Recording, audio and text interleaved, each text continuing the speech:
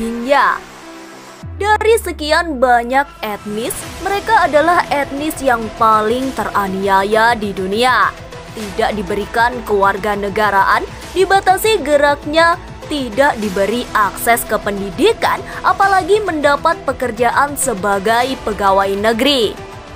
Perbandingannya, apa yang dialami oleh Rohingya adalah wajah apartheid di era modern. Pengadilan Kriminal Internasional sejak tahun 2017 menyelidiki dugaan adanya kejahatan terhadap kemanusiaan. Sementara itu, Mahkamah Internasional menyelidiki potensi genosida. Masalahnya ini sudah dilakukan sejak tahun 2017. Tapi faktanya, diskriminasi terhadap etnis ini masih terjadi padahal sebelum genosida. Rohingya terjadi di tahun 2017 yang mengakibatkan etnis Muslim Rohingya diusir dan mengungsi ke luar negeri, ke Bangladesh dan ke beberapa negara lain. Diperkirakan ada sekitar 1,4 juta orang Rohingya yang tinggal di Myanmar dan sudah tinggal sejak lama. Lalu, mengapa tidak diberikan kewarganegaraan?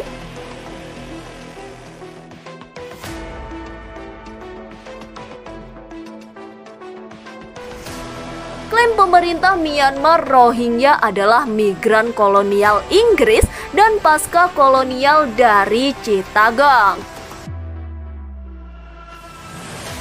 Di Bangladesh, pemerintah Myanmar lalu lebih memilih menyebut Rohingya sebagai Bengali dalam sejarahnya saat terjadi penaklukan oleh dinasti Konbaung di wilayah Arakan atau yang dikenal sebagai negara bagian Rakhine. Ada sekitar 35.000 orang yang melarikan diri ke wilayah Chittagong terjadi sekitar tahun 1799 dengan tujuan menghindari penganiayaan dan mencari perlindungan. Tapi kebijakan Inggris mendorong etnis Bengali di Chittagong untuk bermigrasi ke lembah Arakan yang berpendudukan sedikit dan subur sebagai buruh tani. Awal abad ke-19, ribuan orang Bengali dari wilayah Chittagong pun menetap diarahkan untuk mencari pekerjaan. Nah, yang sulit untuk diidentifikasi apakah migran Bengali yang ke Arakan adalah populasi yang sama dari Arakan yang pernah dideportasi paksa ke Chittagong. Inilah yang menjadi alasan kuat pemerintah Myanmar tidak mengakui etnis Rohingya sebagai etnis asli Myanmar. Menurut pemerintah Myanmar, orang-orang yang kearahkan sebagai akibat dari kebijakan Inggris adalah Bengali, populasi tanpa akar leluhur dengan Arakan, sementara klaim Rohingya mereka ini adalah keturunan masyarakat Arakan prakolonial dan Arakan kolonial Rohingya, menganggap bahwa mereka adalah pemukim asli dari Myanmar bagian barat dengan sejarah selama lebih dari 1 milenium dengan pengaruh dari Arab, Mughal, dan Portugis.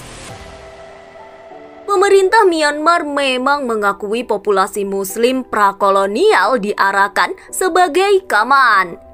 Di sisi lain, pemerintah Myanmar mengklaim Rohingya menyamakan sejarahnya dengan sejarah Muslim Arakan karena diskriminasi yang berkepanjangan, berbagai pemberontakan bersenjata untuk menentukan nasib etnisnya di Myanmar sudah dilakukan sejak 1940-an. Upaya itu gagal dan warga Rohingya secara keseluruhan menghadapi tindakan keras militer khususnya pada tahun 2016 sampai tahun 2018. Dan sesaat sebelum pemberontakan Rohingya, militer Myanmar melakukan operasi pembersihan terhadap Muslim Rohingya yang imbasnya sebagian penduduk lalu diusir dari Myanmar ke luar negeri, yang terbanyak adalah ke negara tetangga Bangladesh.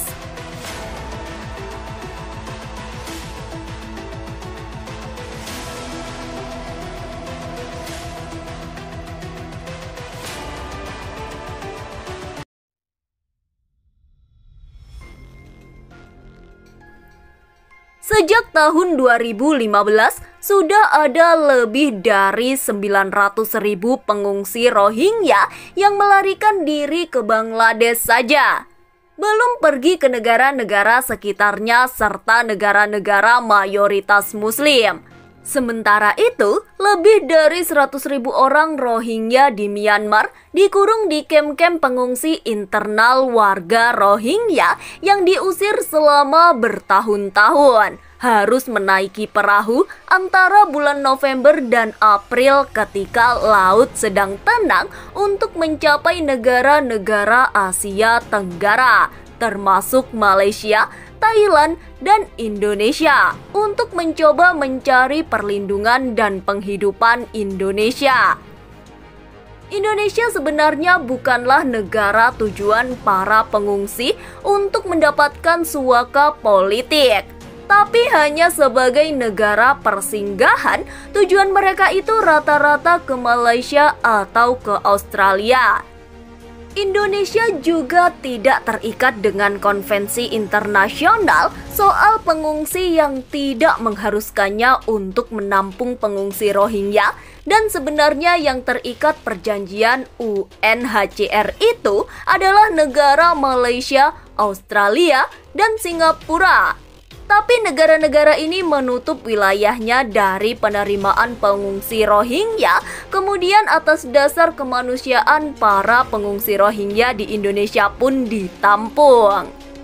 Nah, setelah itu, para pengungsi rencananya akan dibantu oleh Komisioner Tinggi Perserikatan Bangsa-Bangsa atau UNHCR untuk menuju negara tujuan karena Indonesia memilih terbuka nih. Jumlah warga Rohingya yang mengungsi ke Indonesia ada sekitar 897 orang, lalu jumlahnya pun meningkat setahun kemudian menjadi 959 orang.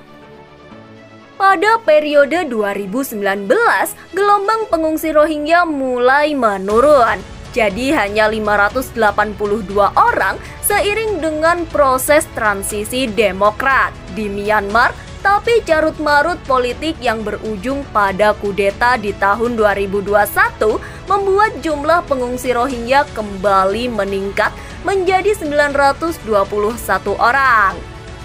Dalam kurun waktu 14 sampai 21 November 2023 saja, ada sejumlah 1084 pengungsi Rohingya yang datang ke Aceh dengan menumpangi kapal milik warga Bangladesh, dan yang terbaru pada tanggal 10 Desember, kapal yang membawa kurang lebih 400 pengungsi Rohingya tibalah lagi di Provinsi Aceh. Itu artinya jumlah pengungsi Rohingya di Indonesia sudah mencapai 1.478 orang.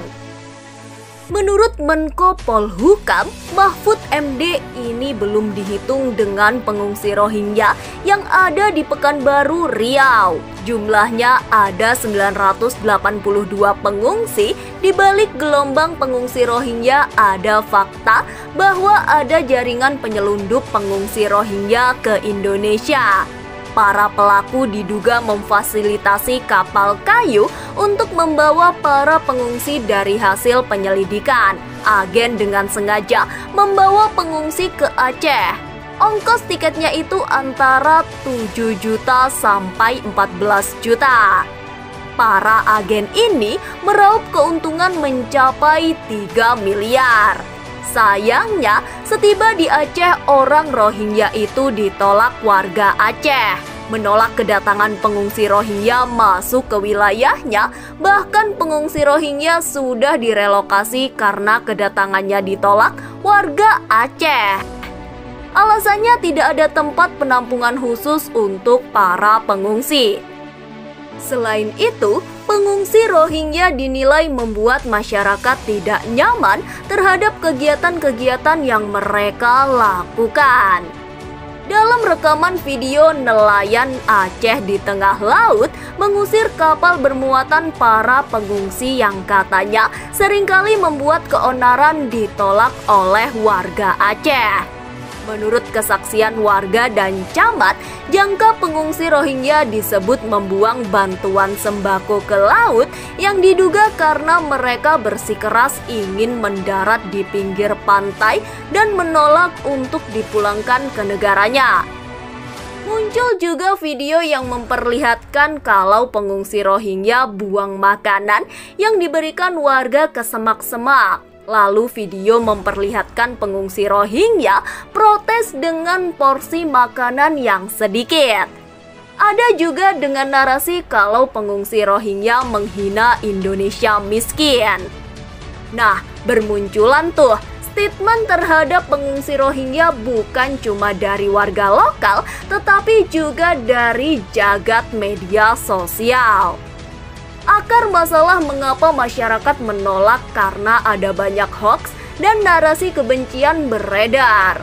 Menurut BBC, sebenarnya penolakan bukan hanya sekali dua kali terjadi di Malaysia yang notabene terikat perjanjian UNHCR. Sejak tahun 2020 menolak pengungsi Rohingya karena kesulitan ekonomi. Malaysia menolak kapal dan menahan ratusan warga Rohingya di tengah meningkatnya kemarahan terhadap orang asing yang dituduh menyebarkan virus corona dan menghabiskan dana negara yang langka. Sementara di India, pada tahun 2021 pernah menahan 160 orang Rohingya lalu dipulangkan kembali ke Myanmar, yang mana saat itu telah terjadi kekacauan politik. Insiden-insiden inilah yang memicu mengapa pengungsi berlabuh ke Indonesia. Lalu di Indonesia pemerintah sendiri menekankan penampungan pengungsi Rohingya akan dilakukan, tapi itu bersifat hanya sementara sambil berkoordinasi dengan organisasi internasional dan tetap mengutamakan kepentingan masyarakat lokal. Sementara kita tampung sementara dan kita masih berbicara dengan organisasi internasional, UNHCR, dan lain-lain.